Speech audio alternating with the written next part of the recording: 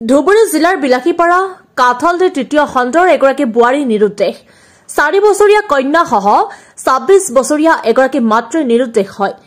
বিলাসীপাৰা মহকুমাৰ অন্তৰ্গত কাঠলদী তৃতীয় খণ্ড দেউতাকৰ ঘৰৰ পৰা আনুমানিক এমাহ 15 দিন তথা 1.5 মাহ আগত কন্যাসহ নিৰুদ্দেশ হয়।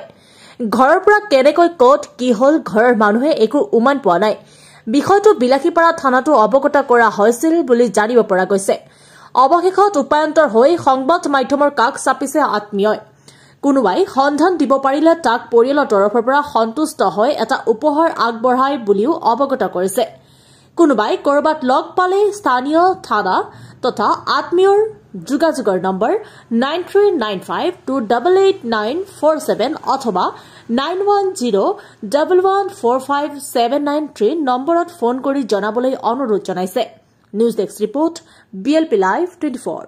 ধুবুৰী জিলাৰ বিলাসীপাৰা মহকুমাৰ অন্তৰ্গত কাঠালদী পাৰ্ট 3 সামাতালী মণ্ডলৰ ছোৱালী আৰু নাতিনী প্ৰায় 1.5 মাহৰ পৰা নিৰুদ্দেশ হৈ আছে। এই ক্ষেত্ৰত আমি বিলাসীপাৰা থানাত লিখিতভাৱে আমি এজাহাৰো দিছিলোঁ। বহুত ঠাইত খোজাখুজি কৰি আছে, কোনো ঠাইত পোৱা নাই, বিচাৰি পোৱা নাই।